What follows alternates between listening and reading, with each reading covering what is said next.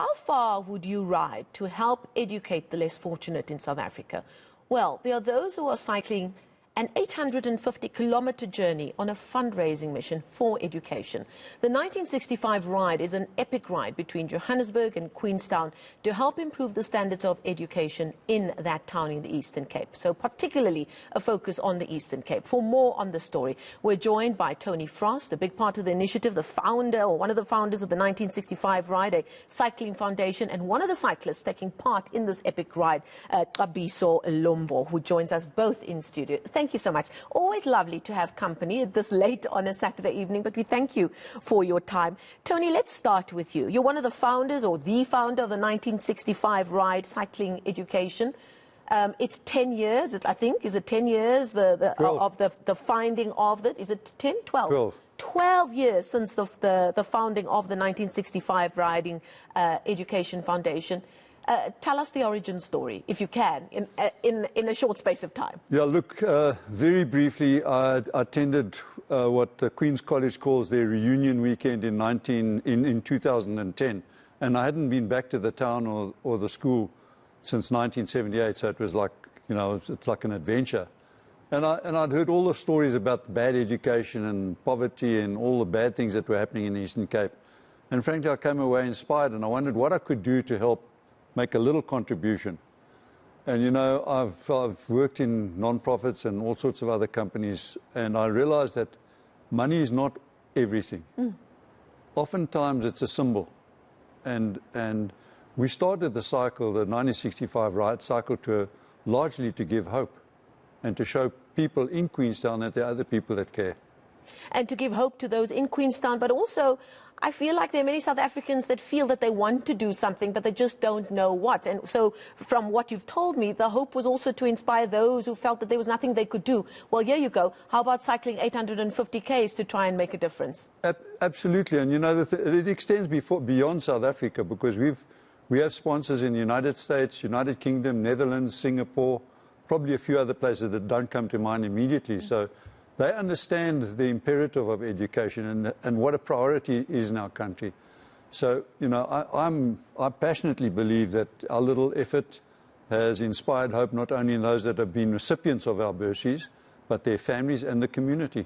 Xabiso, you are doing the 850K ride, the 1965 ride, for the first time this coming week. 800, I just want to make sure that you know that it's 850 kilometers. Yes. Tell us why. You went to school in Queenstown. You went to Queen's Girls High School. Yes, I know a few wonderful women who went to school there, so you're in good company. Why are you doing this ride?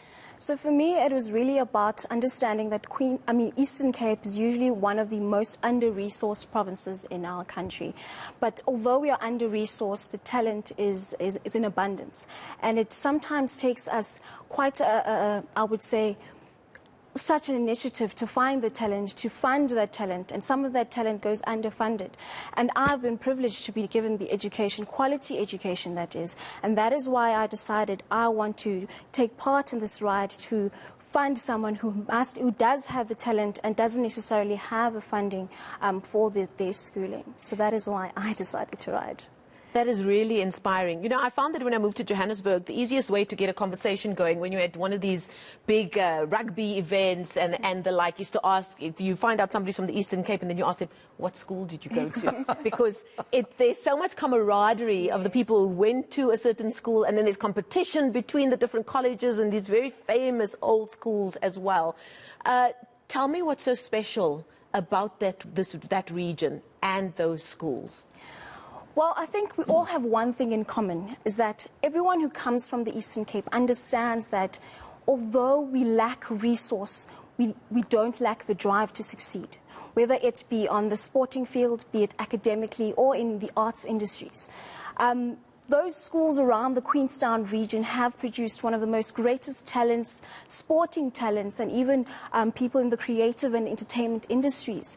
And we just have to understand that although it doesn't matter where you come from. Although you may come from the most under-resourced part of the country, it doesn't matter where you come from.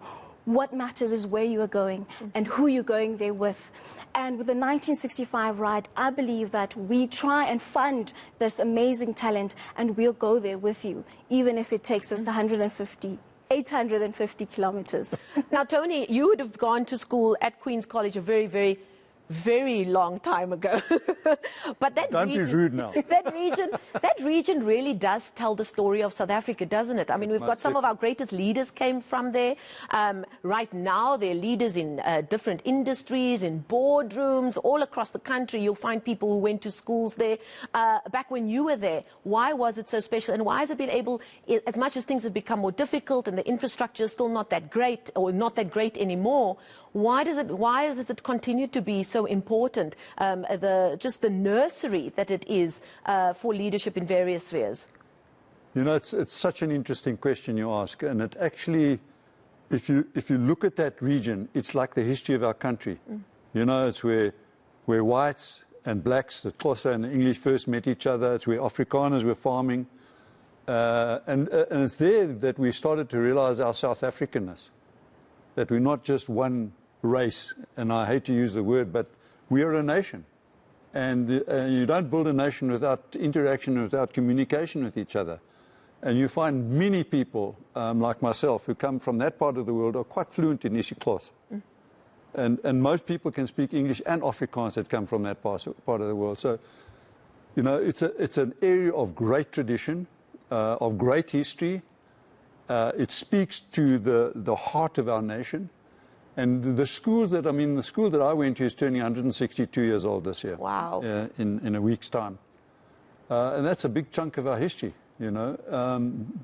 And I think you're absolutely right. If you look at any aspect of South African life and beyond, you will find South Africans somewhere, you know. I mean, people from the Eastern Cape, somewhere in those important parts. And it doesn't matter what part of human society you look.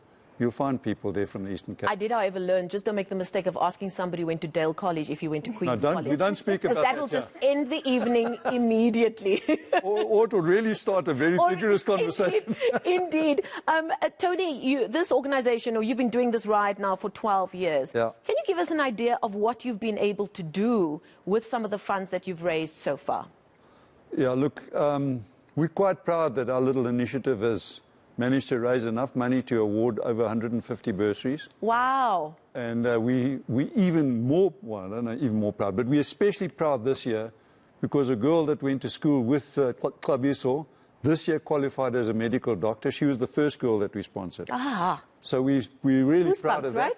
But you know, we've had kids that have received our bursaries that have gone on to do wonderful things, you know, played national rugby and performed in the sporting field, academics, you know, represented South Africa in Turkey in a public speaking competition. So it's like a whole mix of things. Of people that we've managed to support with our effort. And the sponsorships that you're getting, you speak about having sponsors and funding coming from across the world. Are these all old boys and girls who are funding, or how does it work? You know, I would say people in South Africa don't fully understand a few things about South Africans. And one of the things about South Africans is that they're enormously generous. So most of our sponsorship actually comes from corporates. I mean, you know, you'll spend a lot of time with the corporate before they give you a sponsorship, but when they give you a sponsorship, it's pretty substantial. So most of the big money comes from corporates, but it's from, you know, people who give 100 and 200 rand. But, you know, we tell people every cent counts. Yeah. Because what you're doing is you're not just making a sponsorship, you're changing a life. And if you change the life of one person, you change the life of that family. So, you know, I think our sponsorship, the message of what we're trying to do, which is almost as important as what we do, the message of what we're trying to do is to say to South Africans, it doesn't matter what you do, just do something to change the future of our country. And the best place to do that is in education. Xabiso, you know, sadly, I sit here every week, and every week we have a story of some kind that shows, unfortunately, often these stories come out of the Eastern Cape, but that's also, it can be reflected in various parts of the country, especially rural parts of South Africa. We have stories of children not being able to go to school on a certain day because there have been heavy rains, so it means there's a river that they cannot cross so that they can't go to school, or there are schools that haven't been looked after, or there aren't any toilet facilities, and the list just goes on and on and on. And it's 2022, and these are still the stories that we're telling of a important and culturally rich area, especially like the Eastern Cape. Tony's just said they've helped over 100, about 150 bursaries that have been awarded. That's a life-changing. A bursary like that can be life-changing, not just to one individual, but indeed, as it works in our communities, it's life-changing to a family and then by extension, a community as well. I'm sure you have seen that in action. Indeed, indeed. I also believe that it really takes a special person to give back to the community. Even if you've gone up in society and become this amazing human being, I urge South Africans and I urge people to go back to your community and give back. Allow another person, just bring down the ladder and allow another person the same opportunity. And I say this time and time again, I was extended the same opportunity of having a quality education. And I was also privileged enough to have a bursary for tertiary education, which is a very important issue in South Africa because we have fees must fall coming out every year.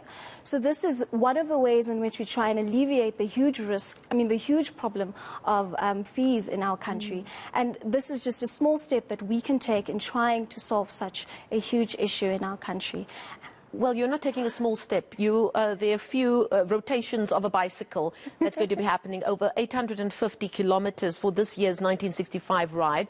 When did you start preparing, and how is training going, and how are you feeling about the ride starting on Wednesday? It's quite an interesting question you ask. So I bought my first bicycle 9 months ago. Wow. So I've been training since July last year. I thought I was going to give myself 3 years to do the race, and then I decided in January this year I might die next year, so why not do it this year? Listen, the pandemic has made us think about things like that, haven't they? Indeed. And do you feel ready? I do feel ready, but I might not be ready for the long sit on the bicycle. But in terms of health and fitness, I think I'm ready. And Tony spoke at length at the start about how this has also got to do with giving people hope. Are you looking forward to the camaraderie? Have you had a taste of it already in preparation for it? Indeed, indeed. I've had a lot of people reach out to me on social media and tell me how excited they are for the ride. And I'm especially excited to see when everyone is at the grandstand at Queen's College. Oh, the Queen's College, and they know how to fill a grandstand. Yes. I've seen some of those sporting events at those schools down there. Tony, just in closing, people are watching right now. They might have been hearing about this for the very first time. Where can they find out more if they want to get involved? I just want to add one last thing. Xabiso stood on the side of that Queen's College field in 2015 and decided then I'm going to ride. Wow. So and were you still at school then? Yes, in 2015 I was in matric in that year. Yes. So they gave us an option to go 10 kilometers out of the town to go meet the cyclists when they arrived. Look, back then, any excuse to get out of town, right? Yes.